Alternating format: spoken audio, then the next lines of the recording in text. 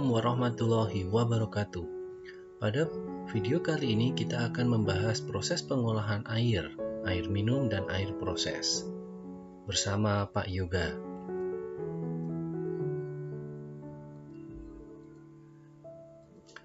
Air memiliki rumus molekul H2O terdiri dari unsur hidrogen dan juga unsur oksigen. Secara umum, air adalah salah satu unsur yang penting bagi kehidupan manusia untuk minum, mandi, cuci, masak, dan banyak kegiatan manusia yang menggunakan air bersih. Air bersih sebelum digunakan diolah terlebih dahulu. Proses pengolahan air bersih secara umum terdiri dari 3 proses, yaitu proses fisika, biasanya dilakukan secara mekanis tanpa adanya penambahan bahan kimia. Contohnya adalah pengendapan, filtrasi, adsorpsi. Proses kimia. Pada proses ini terdapat penambahan bahan kimia seperti klor dan juga tawas. Proses biologi biasanya memanfaatkan mikroorganisme sebagai media pengolahannya. Sumber air.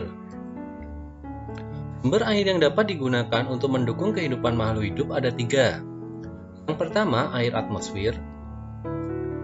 Air ini berasal dari atmosfer, biasanya bersifat lunak dan di dalamnya terlarut gas-gas CO2, N2, O2. Contohnya adalah air hujan dan air salju.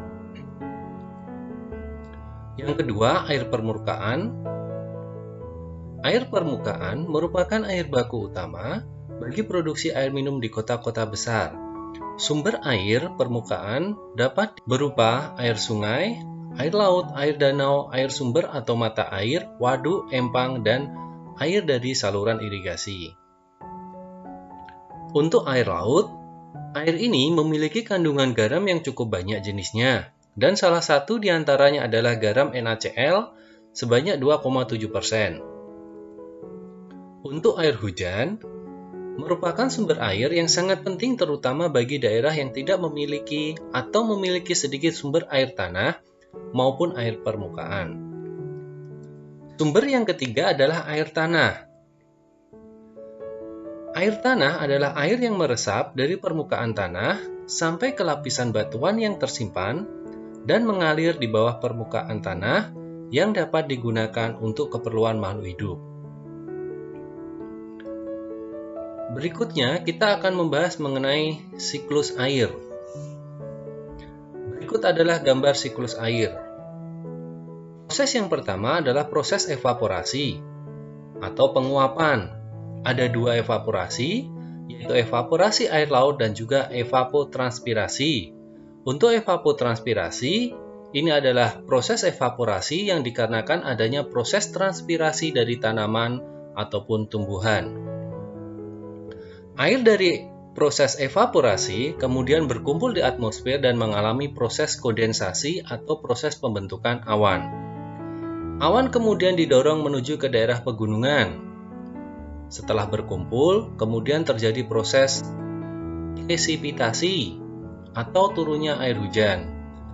Air hujan yang turun kemudian mengalir di permukaan atau yang kemudian disebut sebagai aliran permukaan menuju ke air laut.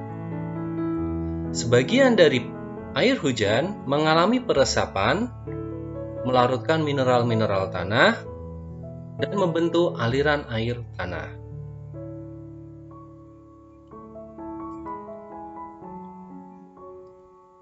Baku mutu air. Proses pengolahan air bertujuan untuk memenuhi spesifikasi dan persyaratan dari kesehatan jika dikonsumsi atau spesifikasi dari peralatan yang menggunakan air tersebut. Air yang baik dikonsumsi untuk keperluan sehari-hari secara garis besar harus memenuhi syarat, yaitu jernih, tidak keruh, tidak berbau, tidak berasa ketika diminum, bisa membuihkan sabun dan ketika dipanaskan tidak meninggalkan kerak, kandungan mineral cukup untuk memenuhi kebutuhan tubuh, pH netral berkisar pada 6,5 sampai 8,5 dan bebas dari bakteri patogen.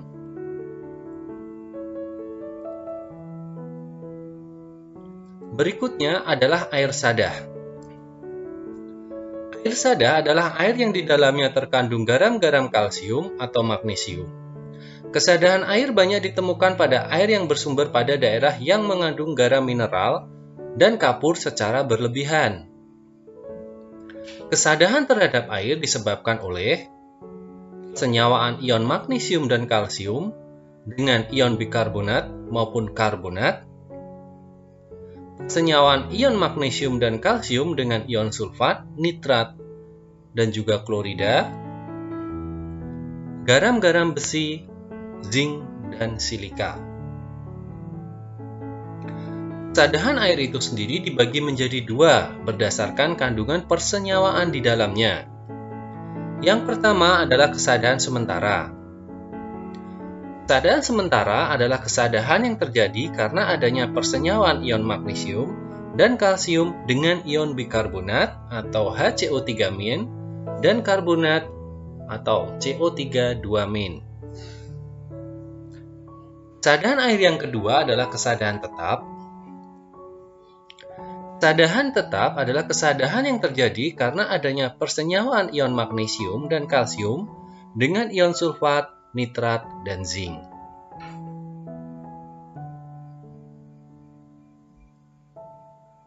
Nah, sekarang kita akan belajar mengenai kerugian air sadah.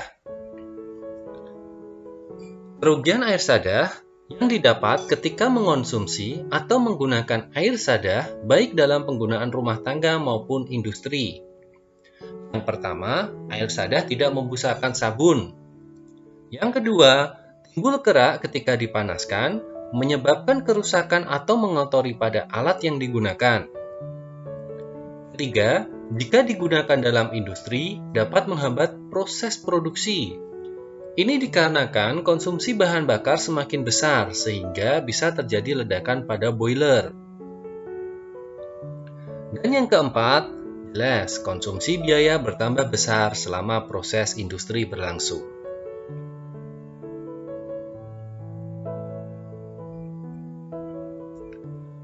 Nah, sekarang kita akan belajar cara menghilangkan kesadahan air atau pelunakan air.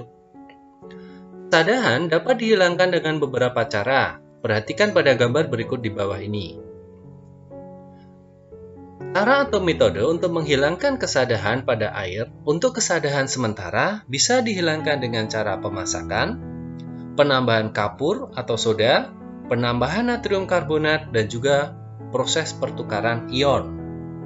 Untuk kesadahan tetap itu sendiri bisa dihilangkan dengan penambahan natrium karbonat dan juga proses pertukaran ion. Nah, berikutnya kita akan mempelajari mengenai penjelasan-penjelasan cara menghilangkan kesadahan air.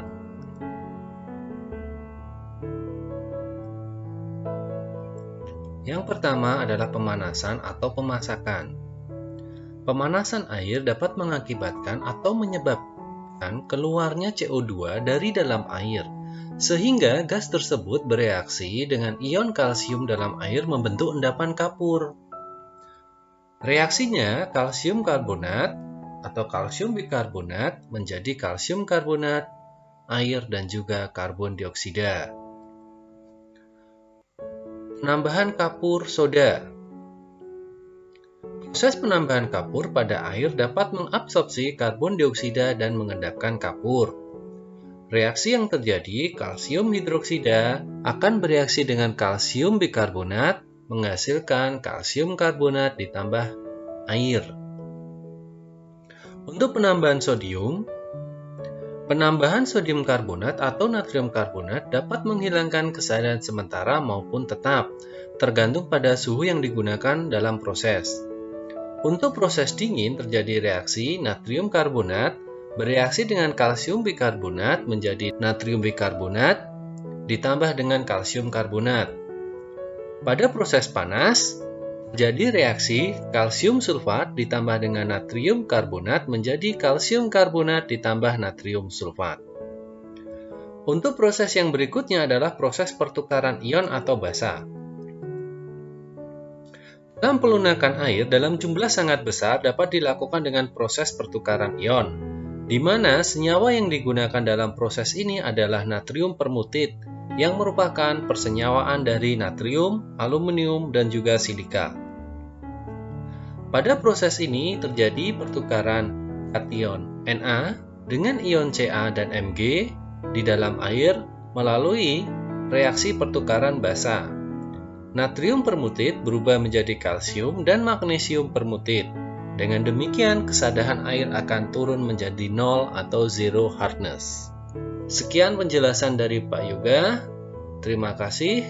Wassalamualaikum warahmatullahi wabarakatuh.